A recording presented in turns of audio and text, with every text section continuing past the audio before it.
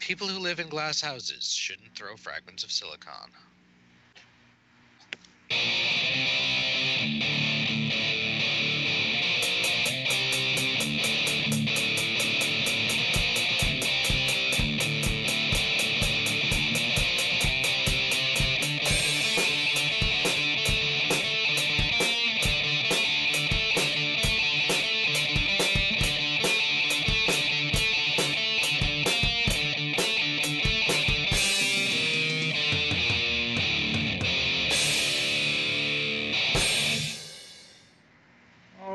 Welcome to the Fragments of Silicon European Interviews Edition. Been a while since we've done one of these. Early January, by my reckoning. Yeah, so sometimes that just happens. There's a gap between people across the pond. Anyway, joining us this week is, forgive me if I mispronounce this, Timo Ullmann of YAGER Developments. Good morning, guys. Thanks for having me, and that was perfect. Good. Always good when we nail the foreign names. Anyway, so let's get right into it. We like to start things out by asking the people behind the game, behind the studio, whatnot, what got them interested in video games, both on a personal and a professional level?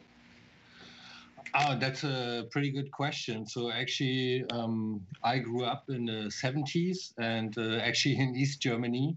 So any kind of electronic entertainment was super rare, but I was always super interested in video games. So I couldn't get my hands on it most of the time, but when I could, I didn't want to switch it off. So basically, I then later in the 80s, grew up with home computers, so the likes of C64 and Atari, and it totally, I got hooked since then, and I always wanted to do something with it, and actually, so then with starting the studio with a couple of friends, that dream came true a few years later. But in the beginning, it was really about all these different games that we had to check out on the various home computers.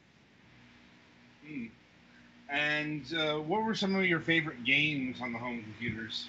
On the C64, it was actually Defender of the Crown, if you remember that game. So that was one of my all-time favorites.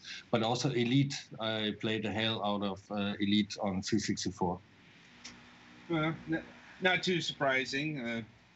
Although when it comes to Defender of the Crown, I'm more used to hearing the Amiga version, because that's the one that looked real nice. Yeah, that's true. Amiga was such a precious machine. In East Germany, you could trade a car for it. So that was beyond my reach. But C64, so I played a lot of on that machine. Yeah. And, well, fast forwarding to, like when you helped found YAGER, did you, have any previous experience in the industry before that? Did you go to school for programming, anything video game related? Yeah. So as I said, I actually all the founders of YAGER grew up in East Germany, and as it was really hard to get the hands on the machine or on any kind of software, we went to these so-called computer clubs, and those were basically organized meetings in the afternoon where everyone who had hardware or software came to those venues, and we were trading software a lot.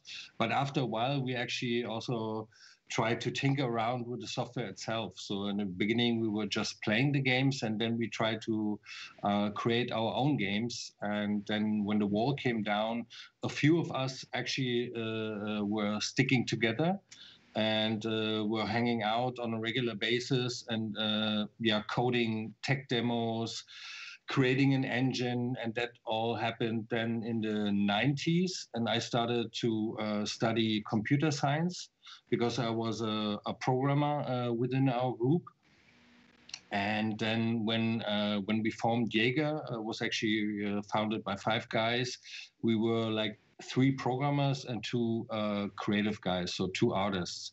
So I had a bit of a background in programming, But when we formed the company to create Jaeger, our first game, that's actually when we really started to roll into game development. So we had done a few games before, but super tiny things, so more like projects as a hobby, but nothing in a professional way. So we had to learn that as well. Indeed, and that must have been quite the undertaking. Just how do I put this? Kind of crashing into professional game development.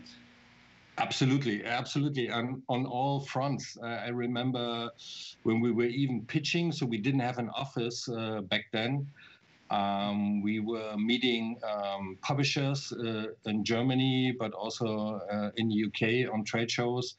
And when we invited them back to Berlin, we always had to use one of our founders' flats because that was the nicest one, and he had a place by on his own. And so we were inviting them over because we didn't have an office back then. And then when we signed our first deal with THQ, that was in 1999, I think. So we got some money, and then we actually reached out and wanted to rent an office space. And I remember the landlord being super dubious about game development, and he was asking us if we were just playing all day because he was, I think, a little cautious if we were able to make some money based on what we were doing, but that worked out in the end. But it was challenging in a lot of ways, not just actually coming up with a game, but also with everything around it, forming the company, hiring people, and so on. So there was quite a learning experience. It sounds like it. And I'm like, and as far as your first game goes, it's also called Jaeger. Exactly. So the company is actually named after the game because we are not so creative with names, and so we were happy to have found a name for the game. And then we thought, okay, then let's call the company Jaeger Development because Jaeger is being developed in that company. So that's how we stuck with the name for the company. I mean, it works, I guess. Plus, I don't know, ahead of the curve since Jaeger's now kind of a known word. Yeah, exactly. And back then, so the way we came up with the game, with a name for the game, was actually that we were looking into all kinds of dictionaries and we were trying to find a kind of blended meaning between American and German. And Jäger is actually the Americanized word for Jäger, which means hunter. Right. And as our first game was an action flight game, we thought that's a cool name, so let's stick with that. And so that's how the game became Jäger and the company became Jäger Development. Neat. And what made you want to do a combat flight simulator as your first project? So there were a couple of inspirations. So we were big fans of Wing Commander series.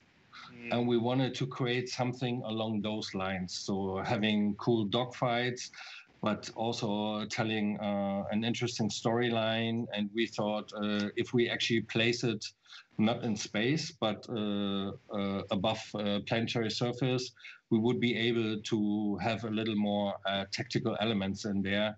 And so that's how we started to work on Jaeger. Wow. I got to admit, that's an interesting genre to get into, at the turn of the millennium. How do I put this? This is a thing that was kind of going by the wayside. Exactly. So it dawned on us when we were close to finishing the game in 2003. But so looking at the very beginnings, so we had tinkered around with an engine and with some in-game demos from 97, 98. I think it was more in the beginning. It was more of an exercise. But then in '98, we said, okay, let's try and do this seriously. And then most of us dropped out of university to form the studio. And so we were not quite aware because we had not looked at the market and didn't do an intensive research. All we wanted to do is a game that we would love, and we were hoping that we would find enough people that would love this kind of game as well. But as you put it, by 2003, when the game was done, action flight games had become kind of a niche, but we were still super proud that we made it. Oh, no doubt. I mean, admittedly, this is also the time when arguably two of the best flight stick games came out in the Free Space series. I don't know if you ever played those. Yeah, absolutely, yeah. Also worth asking, did you build Jaeger with like a joystick in mind? With a gamepad. So actually, the way it came about, we had a prototype in an engine running on PC, and then we pitched it to so many publishers, and most of them were like, "Nah, you guys are a bunch of students. We don't give you any money to fund the game." But then we met the guys from THQ Germany. So THQ had just acquired an operation within Germany, and those guys were fond of the concept and what we were about to do with it. And so they said, okay, let's do it. But we need to have a console version as well, because THQ was a big console publisher.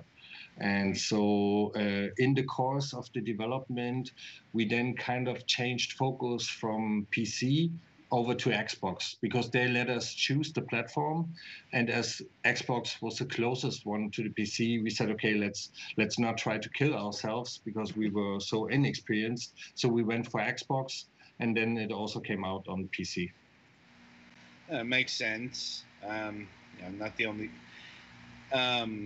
It's like bringing this over the PlayStation 2 might have reached a bigger audience, but it would have been a technical challenge. Absolutely true. And please keep in mind, so back then we were like 20 people in-house. So it was a huge project for us, and being absolute noobs. So we were full of enthusiasm, but we didn't have the experience how to do game development in a professional way. So we had to learn that as well as we went. And so I think it was good that we were sticking to two platforms and try to do the best on those platforms, and not try to spread it across too many things. Indeed. That being said, as I understand it, Jaeger didn't exactly fare well in the marketplace. It did okay. So we had some good top 10 positions in Europe. And then when it was the time to actually have it out in US, THQ US told us, well, guys, we know about Star Trek and Star Wars, but Jaeger is a sci-fi game without a known franchise behind it. And if you remember, back then THQ was all about licensing big franchises and doing games out of them. So they couldn't find the right angle. And so that was quite a bummer for us that they, although they funded the game, wouldn't release it in US. So we reverted the rights back then, and we did actually, the distribution in US was done with Camco on the console side, and with Dreamcatcher on the PC side. The current day THQ in a fashion.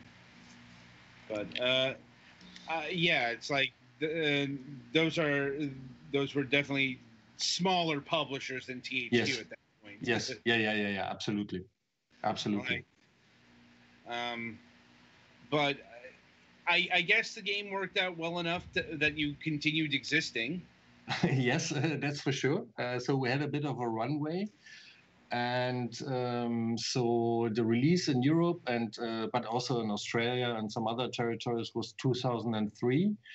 And then in 2004, we got the US release. We got some revenues out of that, which actually helped us fund the operation for another year or so, or even a little more than that. And during that time, so we created, so actually we went over to use Unreal as an engine, because on Jaeger we still had our own engine. And then we came up with a concept that was more character-based. It was a shooter, third-person cover-based shooter. And it was also set in a sci-fi universe against giant mechs. Would have been a cool game. And among others, we pitched that title to Take-Two in, I think, around 2005, 2006. And they actually quite liked it, but they also told us that it's going to be quite tough to greenlight a new IP internally. And instead, they asked us if we would be ready to create a military shooter under the Spec Ops franchise. So they had asked a couple of studios, and they asked us if we would be ready to join that pitch. And so we did.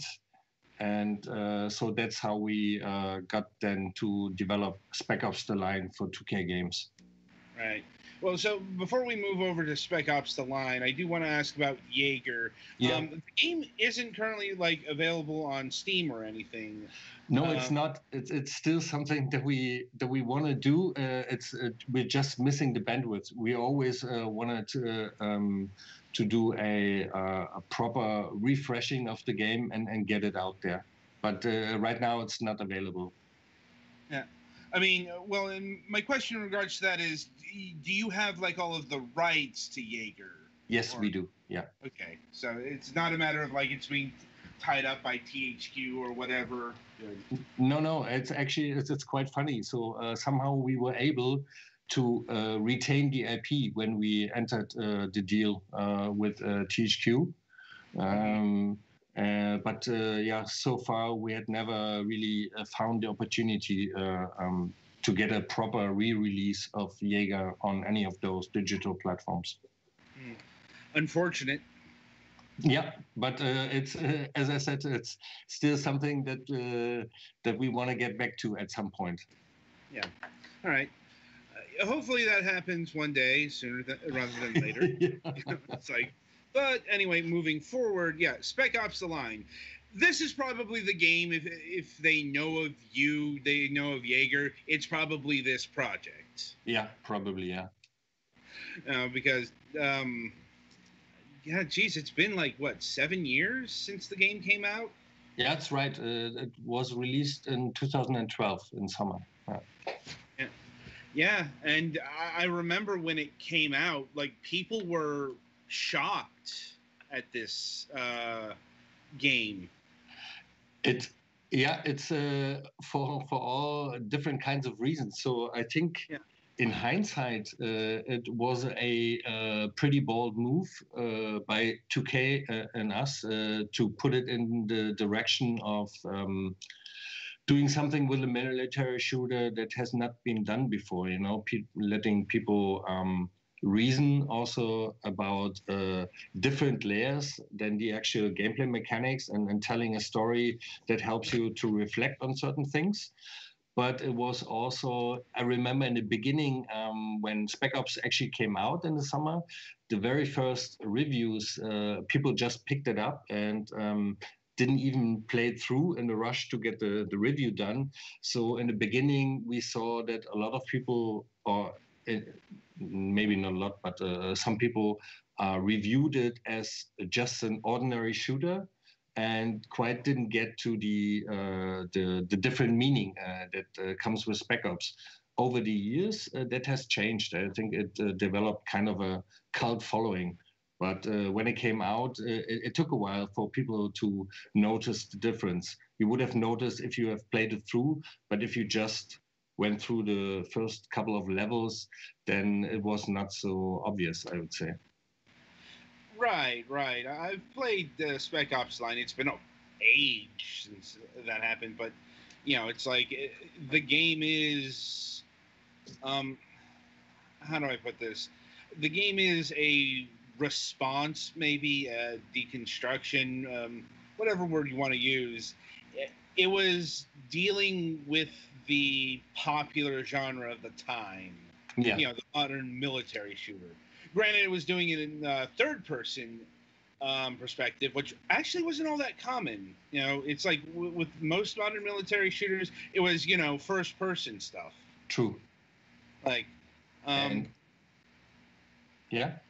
But, you know, I think Spec Ops The Line is something that would have inevitably happened somewhere, just because that's how genres work.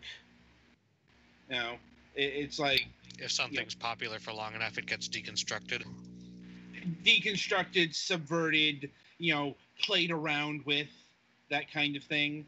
So, you know, having a serious examination of, you know, war, and such, you know, I'm not surprised that happened with a game. It's just one of the biggest shocks to me was it was of the Spec Ops line. So for those who don't know, like, the Spec Ops series is actually a really long-running series that you know, existed. I guess I could say in the early 2000s. I think it was a steady seller, but, you know, their games weren't really well regarded. Yeah, that's true. And when 2K approached us, it was already nobody said it like that, but it felt a little dusted, the Spec Ops line.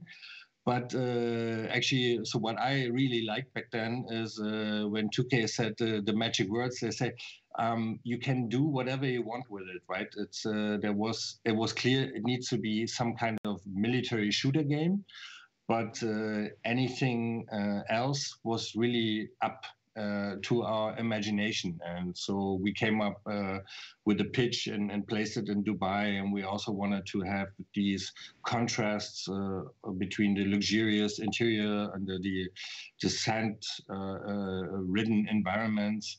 And then together with 2K, we kind of developed the story to be the third pillar of the game.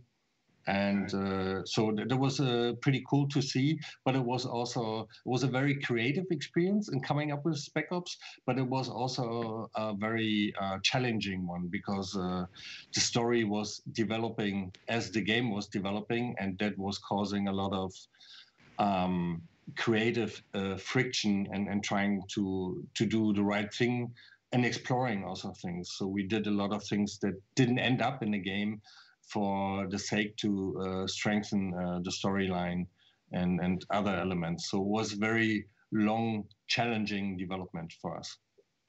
I mean, if I'm recalling correctly, this game took, what, 5-6 years to develop? Yeah, 5 years, yeah. That's a long time to spend on a project. It's a pretty long time. I mean, it's not unheard of, especially in the AAA space. But it's also interesting to note. So when we signed Spec Ops, we were like 17 people, so 17. And at the end of Spec Ops, I think we were between 80 and 100 people, so something like that. So we had also grown quite a bit internally, and so there was another challenge in dealing with the scope of that project, because we really hadn't done AAA development before. And what was the hardest aspect of adapting to that scale? Was it story complications, engine development, what have you?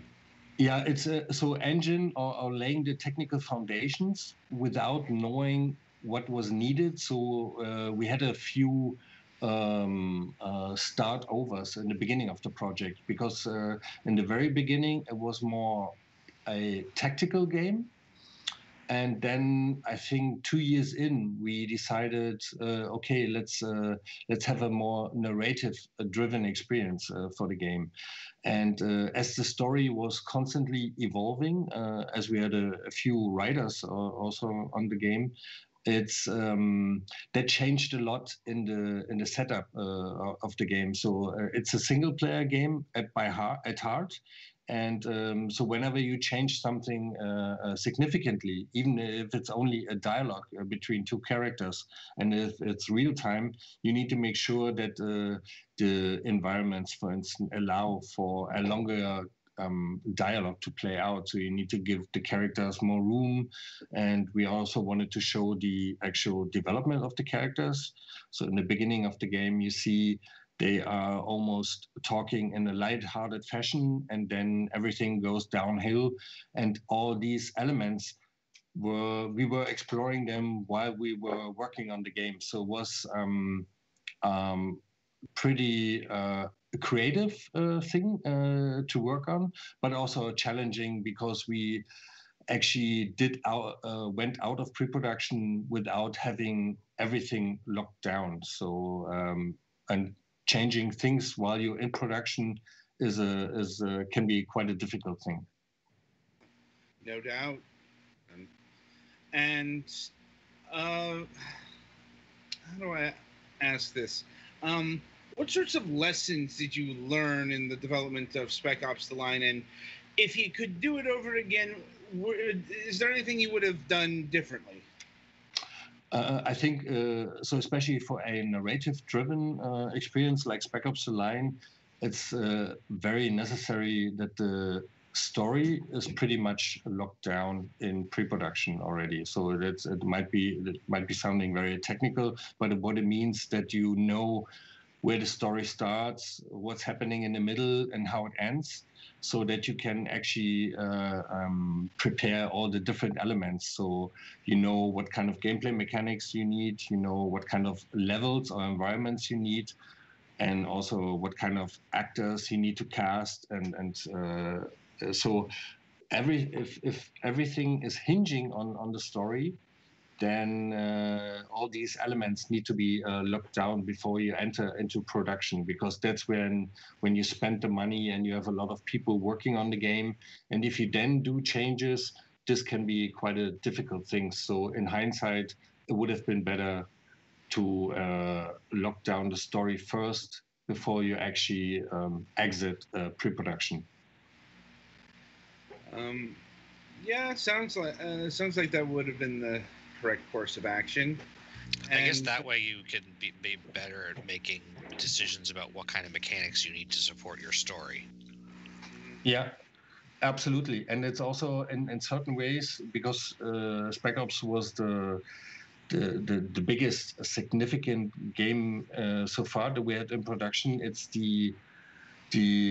you need to also have some time for exploring things and how you want to actually portray, or how much of the story plays out in real time and while you're playing the game, letting the characters talk to one another, having in-game elements or events happening, and how much you want to just play out with in-game sequences, for instance. So that's also a nice thing to have explored before you actually enter into production.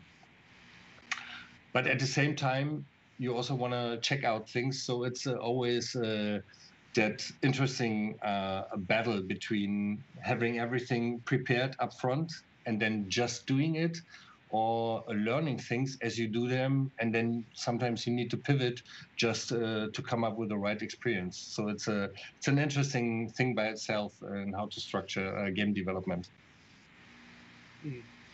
Right. So, given all that, do you think that the themes of Spec Ops: The Line were effectively communicated to the player? I think yes, I think so. There was also one challenge I remember in communicating what the game was about. Because we couldn't spoil the story, or we didn't want to give away too much of the story, and so that's why we focused on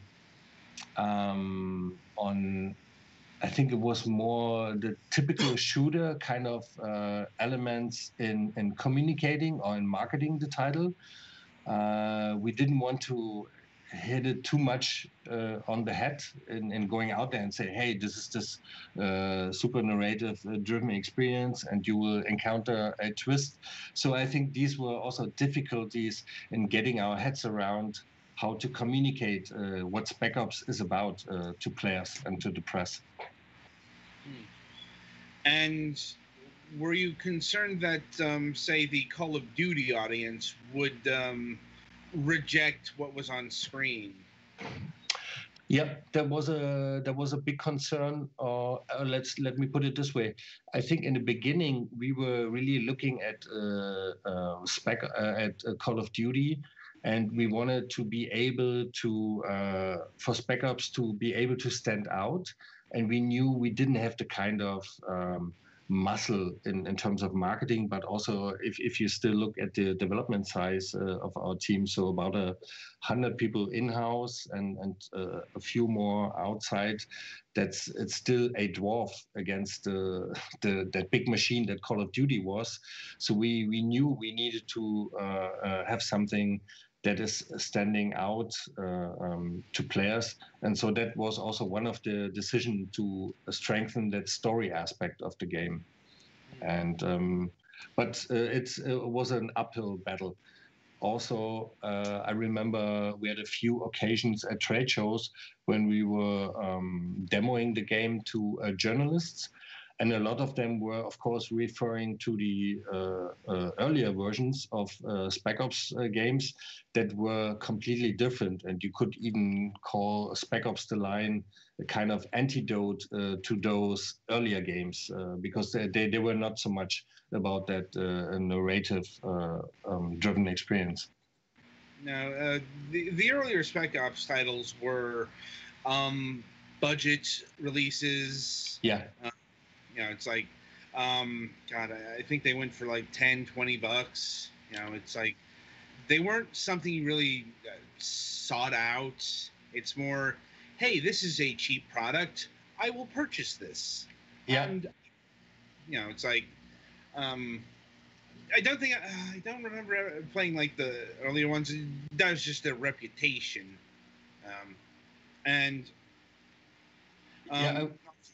With the Call of Duty stuff, what I find interesting is, Call of Duty used to be known for its storytelling. Like, if you remember Call of Duty 4 Modern Warfare. Yeah, true. And then Modern Warfare 2 happened. Like, and this leads me to my question is, did you have any involvement with the Spec Ops multiplayer? Because I do remember, like, Take-Two was pretty adamant that there be a multiplayer component. Yes.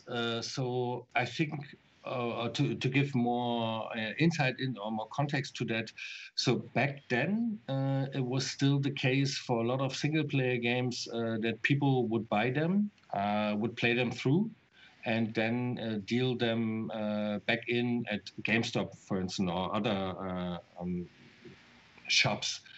And so Take-Two or 2K basically said, we need to have something with the long-term where players can engage long-term with the game. So because the single-player campaign would be done for an experienced player in 10 hours or so. And so we proposed to have co-op missions that would allow you to play with a friend through certain encounters and challenges. But the decision was then finally made, okay, let's have a multiplayer mode. Although there were also voices that said we will not be able to compete with a multiplayer Call of Duty experience, for instance. But yeah, the decision was then made. And actually, as we had our hands full, we had another team working on the multiplayer experience. And then I think, somewhat in the development, they left the project. And so we had to finish that by ourselves as well. Ooh. Like, that's not a good recipe. No, it was a lot of work, yeah. Well, I mean, what's your opinion of the Spec Ops The Line multiplayer mode? It feels a little tacked on. It's not supporting the overall experience that you would be getting out of the single player. And so I totally feel like we should have done the co-op thing, but that's in hindsight, you're always smarter. I think back then there was this wish also at 2K to deliver a multiplayer side of Spec Ops that would let people engage longer. But I think they underestimated also the amount of effort that you would need to put into a multiplayer mode of a game for it to really shine, right? And for people to pick it up, because there are so many great choices out there. And if you're not really top notch, especially in the AAA genre, then you don't stand a chance. So it was a bit of a sad thing that we put so much effort into it, while we could have done more in strengthening the storyline, or even having a co-op mode that would be even supportive of the narrative experience. Indeed. And yeah, a lot of this was sign of the times, like 2011, 2012, multiplayer modes as far as the eye can see, and tacked on co-op. Yeah. You know, it's like, I don't know. Now, getting into the narrative itself, did you get any, how do I say, harsh feedback with the content itself? You know, like stuff like the white phosphorus incident. Yeah. And, you know, it's like, you know. No, actually, we didn't. So we got a lot of praise, and to this day, we're getting still a lot of emails of people who have picked the game up for the first time and were surprised in how the game is dealing with things, and the layer it provides, if you will.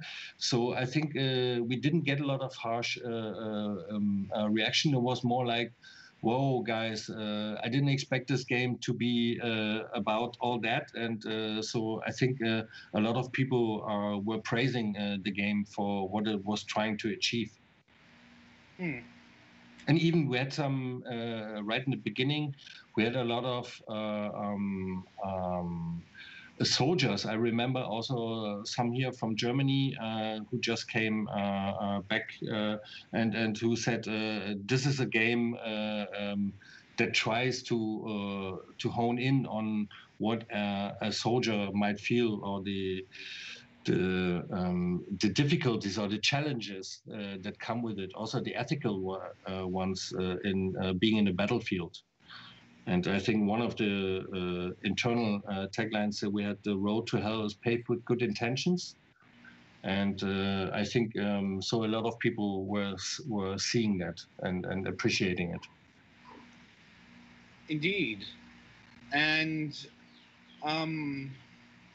well, so how did Spec Ops: The Line ultimately do? I think for 2K, as it's still out there, it did okay. It's not our franchise, so we did it. It helped us really in making that step from a small studio to a studio with a AAA development capability. So that was also good, but it was not the tremendous financial success that everyone had hoped for, and that we all had hoped for after working for 5 years on this game and really fighting creatively over the content of the game. But it did okay. Let me put it this way. That is unfortunate. Anyway. But I think the marketplace was also set up. It's you have the Call of Duty games. They were dominant, right, in that genre, and it's really hard to break into the top realm of military shooters, because just if you imagine also the budgets that were going into these games, there was still quite a bit of a contrast between what we had to work on and what those games are working on.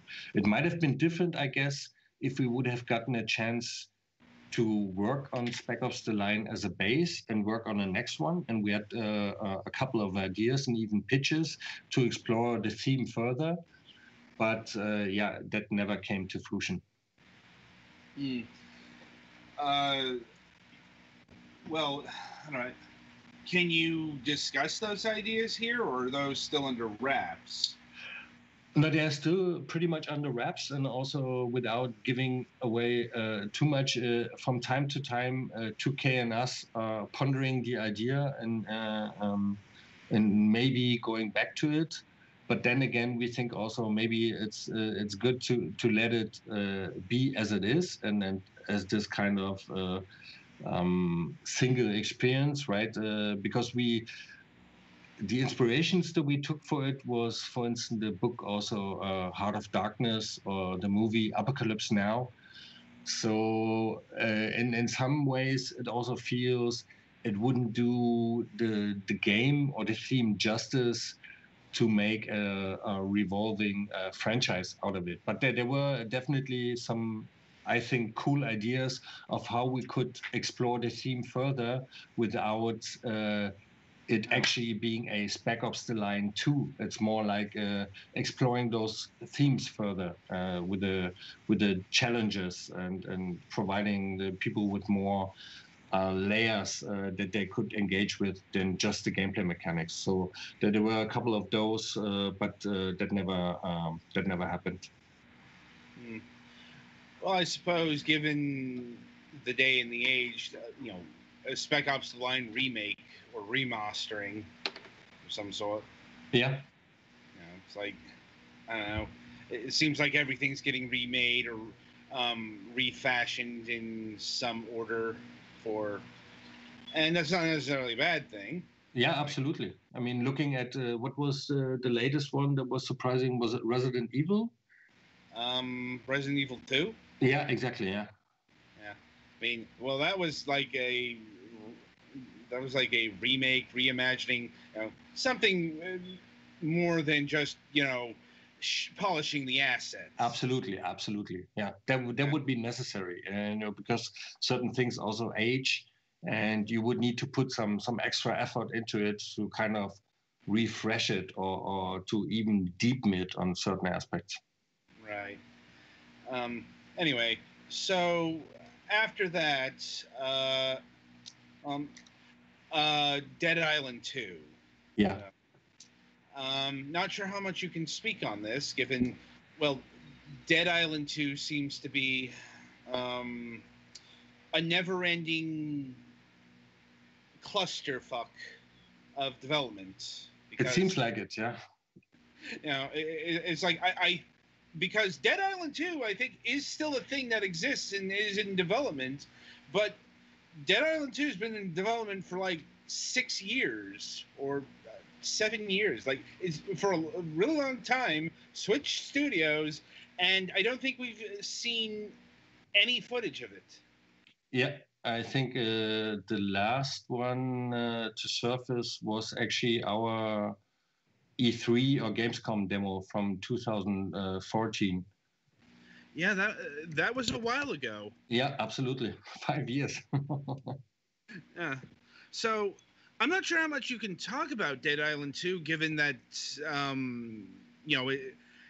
it's a thing that never happened, basically, under your development watch. But yeah, it's like, yeah.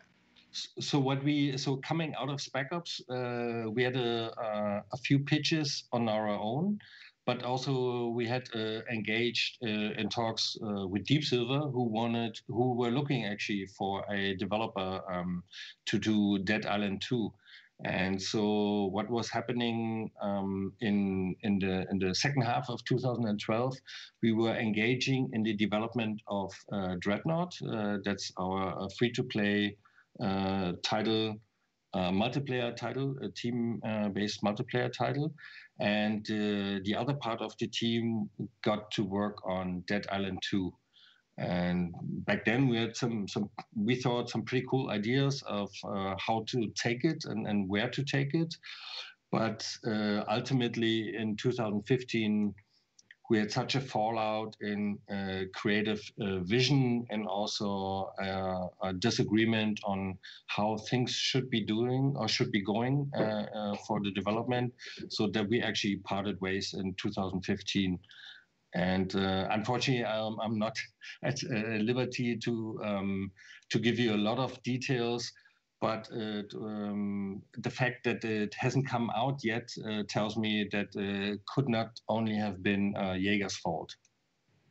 I'm like, well, the thing is, it's also switched developers twice, because after you guys left, it was being done by Sumo Digital until 2016, and now it's apparently being handled by Dam Buster Studios. Yeah, that's what I also heard. I'm like, you know, it's like whatever else, that this project has a lot of baggage on it. It sounds like it. It's crazy how long the game has been in development. Yeah, and you know, I'm pretty sure if Dead Island 2 ever becomes a thing, it's probably not going to look like anything you worked on. Yeah, that's going to be interesting. I'm curious myself.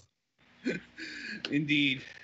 But anyway, so what did come out was Dreadnought. Right. And I don't know, how did this one do? So that's also interesting, because as a studio, you need to be constantly on your, especially as an independent studio, you need to be constantly on your toes, right? And look at the market and also follow up with the latest developments. And I remember that we were pretty sympathetic with the idea of running a game as a hobby or as a service. So having a continuous development, not like, for instance, Spec Ops, which was developed until release. And then we had a few patches and also DLCs, but that was basically it. So we were always keen being in a position to actually test the game while it is running with players, collect their feedback, and use that feedback to actually improve the game then. So that was something that we really liked as a concept. And so after being done with Spec Ops: The Line, we also wanted to explore in that realm, so game as a hobby. And Matthias, one of my co-founders, pitched us internally the idea of giant spaceships battling it out with one another. So should have been a team, a match-based match-based game where you have 20-minute sessions and people are playing against each other. So that's really, in a nutshell, the core idea of Dreadnought, having those huge spaceships, different classes, and giving each other a hard time and engaging in tactical battles.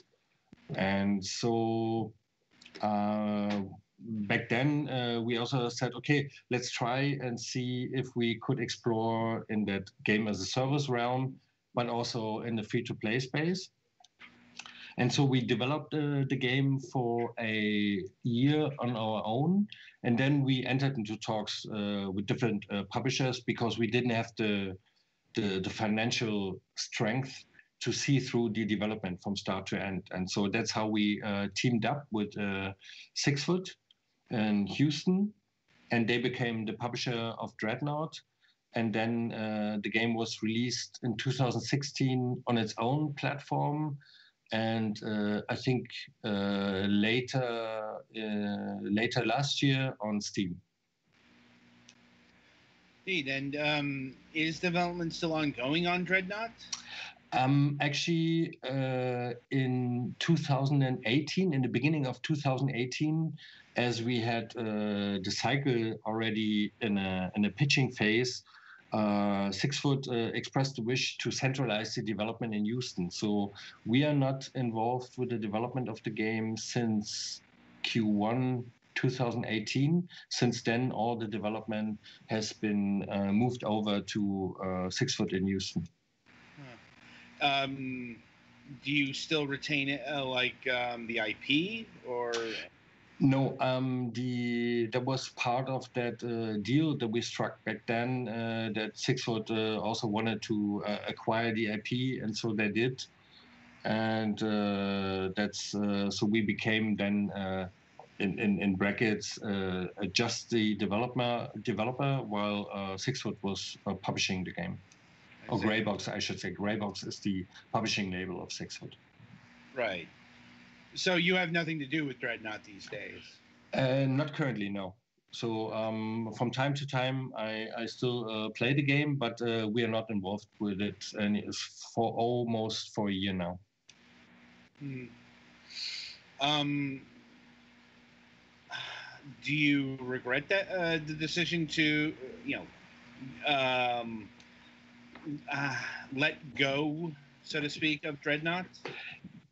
On an emotional level, it's always the game that you create as a studio. That's always your baby, right? And you care about it very strongly. But back then, Greybox had offered us a great deal, and they were taking good care of us in a financial way. And we also knew that we had this new game in the works, and basically Dreadnought ramping down on us created that window of opportunity to start with the cycle in a full production. So it's we regret it, but we also know that this created actually the opportunity for the cycle to happen. And I suppose that leads us to your most recent project, the cycle, which we do have trailers for. Give me 1 second. Okay.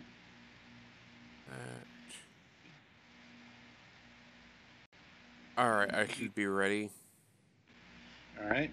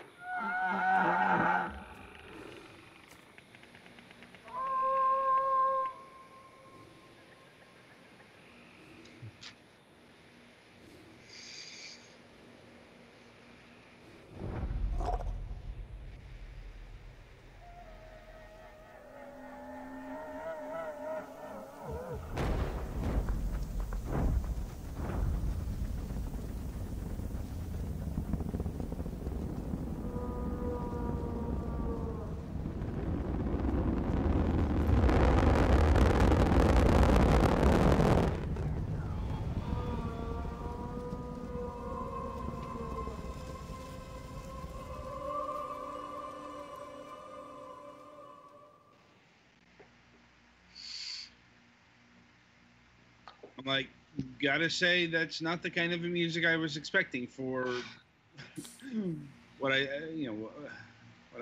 the graphics. Yeah, it's also something new for us, but the look and feel of the game or the trailer supports that pretty much, because we wanted to come up with a sci-fi world that is also helping or is very welcoming and not too alien. So it's I think for instance, if you take movies like Avatar, right? So you have an alien world, but somehow you also know who the bad guys are and who are the good guys. So we wanted to have something that is maybe a little strange, but also welcoming and not too alienating. And it should, from look and feel, it should be very light and open. So there was some of the ideas of defining the art style and the look of the cycle. Right, and it's described as a competitive FPS. Exactly, we call it a competitive quester. That means that it's a match-based game. So you have 20 people teaming up for a match, and then they can go down to the surface of the planet and try to fulfill any kind of quests. And what you can also do is you can team up with other players, so pact with them, but you can also do it alone. So really pretty much to your liking. And so we think out of that, there's interesting opportunities for social dynamics to emerge. So because it's always the question, what's going to happen next, right? When two players meet within the game, are they going to shoot at each other, or are they going to team up and share their progress? So that's an interesting twist to things that we feel people are also going to like. And you can always change your playstyle. You can also, there's even elements for betrayal. So you can break the pact and then after a little cooldown, even try to shoot the other guy in the back. So there's a lot of interesting elements that we would like to get into the game to come up with a fresh gameplay experience. Right. And, what sort of quests do you go on? So right now there's a few quests. You can collect minerals. There is certain machines that you need to reboot, and so we right now the game is in alpha stage, so it's still pretty early, and there will also be deeper quests that require the collaboration of players who are not even pacted, so more complex ones. And are there like multiple modes in this game? Like, do you have like teams, or like everyone's working separately in separate modes, or is it like all combined together here? No, it's so the game is also PvEVP, so you can engage with monsters or other challenges that the environment might bring up against you, or with and against other players. And you also have different game modes, like going to the surface alone and then trying to pact or avoid other players. But there's also a squad mode where you or people are starting already being in pacts and then go down to the surface and take on other squads of players. And that is something, going back to what I said earlier, to that game as a service or game as a hobby aspect, it's really people were demanding a squad mode, and so then we give it to them. It's because we have a giant backlog for the game, and we're running regular alpha tests on a monthly basis. And so we're doing those tests in order to test our technical, the backbone and the server, and everything is working as intended. But at the same time, we're also checking the concept and see what the feedback is that players are giving us towards the game mechanics, or what kind of modes they want to see. So that's actually something super useful. And I really love that aspect of having a game being developed while people can already play it, because that way you really are able to tailor to what the players want. At least you can try. And what sort of feedback have they been offering up? So in the beginning, it was a lot about weapon tuning and kind of what kind of weapons they wanted to see. But one of the bigger requests, and we responded to that, was the squad mode, actually. So that was quite surprising to us that after a few months after the announcement, there was a pretty big demand for the squad mode. And so, yeah, that's what we have been working on in the past. And there's few other things that are coming. People want to see more varieties in gadgets and weapons, and there's also more request or demand for different maps, and so there's all kinds of things that are being demanded. And the challenge for the studio is actually to prioritize it in the right way, because you cannot do everything at the same time. And you also kind of need to stick to your overall goals for the game. But it's so great to be able to respond to players' feedback. And has anyone asked for a battle royale mode yet? No, because that's really interesting. What we have in mind with the cycle, and we're calling it a competitive quester. There are, I don't know how you say in English, it bears resemblance there are similarities to Battle Royale, but there's also differences. And one of the things is that the game is actually a little more forgiving. So it's definitely not about last man standing. It's actually more people can finish a session and make it back to the station. So that's one of the differences. And we also don't want to overemphasize the competitive element, but also we want to give players a chance to play to their liking. So to also be able to pact with other people if they feel like it. And is this game going to be free to play? Yes, it's going to be free to play. Right, and I suppose that beckons the question of what sorts of DLC, microtransactions, et al. Do you have planned for the cycle? So in terms of the monetization of the games, that is something that we are going to announce later in the year. But in terms of content, so you're going to have factions within the game that come with their own tech trees, and you can really advance your character by progressing in those tech trees. And we will provide more of these tech trees. We're also going to provide more environments that you can play in. And there's also a lot more environmental storytelling that is going to find its way into the game, because the development of the game. So we kind of need to prioritize, as we are still in the early days, on the gameplay mechanics first, and we need to check out how it's going to be perceived by players. But what we definitely also wanted to do is to deepen the universe of the cycle, so to give people a reason to get back to that world and to engage within that world.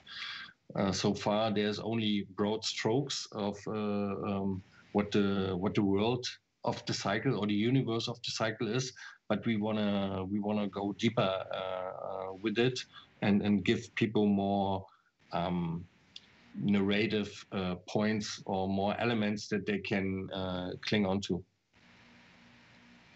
I see. And how many environments are there going to be? There's in our actual design Bible, or in our overview, we have a lot of those. And also not just planetary surfaces, but also moon satellites where we can play around with gravity and whatnot. But we definitely have more biomes, like desert, Arctic ones. So everything that people feel is interesting, but also provide to interesting twists in the gameplay, for the gameplay mechanics. Along those lines, what sort of arsenal are you going to have in the cycle? Is it going to be future? Is it going to be modern weapons? Is it going to be Old West weapons?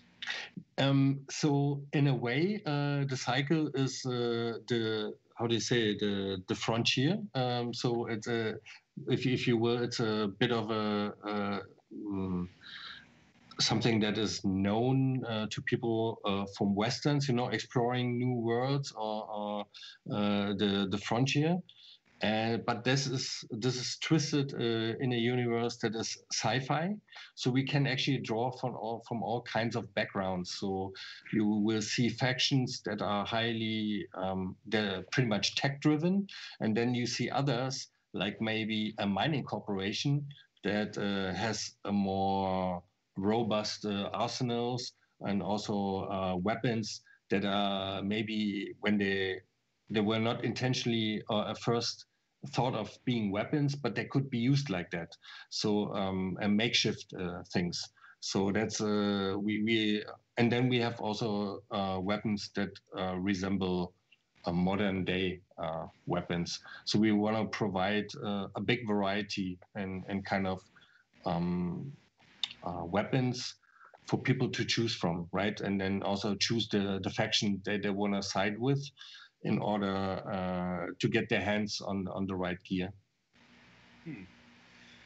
And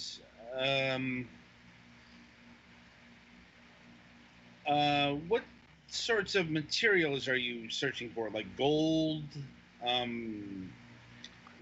dilithium, Yes. There's definitely minerals, but also plants. There will be animals, and so that you can kind of you collect biosamples off of them. So everything that is rooted in that world of the cycle or the first planet Fortuna, that is something that provides the background for the things that you are going to collect that are then being helpful in crafting new weapons or new gadgets. For instance, repair beam or mines or grenades, scanners, all this kind of things. Indeed. And so we're running low on time, so just a couple more questions here. What state of the development is the game in at this moment? At this moment, it's closed alpha. So that means it's still rough around the edges, as you probably see from that stream that is running there. And so we have basically one map that is being fleshed out, and but that's still being worked on. And so we foresee the game going into open beta later this year, once we are ready, basically, to make the next step and invite more players into the game. But we need to take cautious steps in order to be also to learn from the experience that players are making and incorporating their feedback. So if everybody or if anybody would be interested in checking the game out or helping out us forging it further, they can absolutely, they're invited to join at www.thecycle.game, and they can sign up for the next alpha test that we're going to run. And are you developing this solely for Windows, or is it going to be available on Mac and Linux as well? Right now, we're only working on a PC version, and that is purely a question of bandwidth.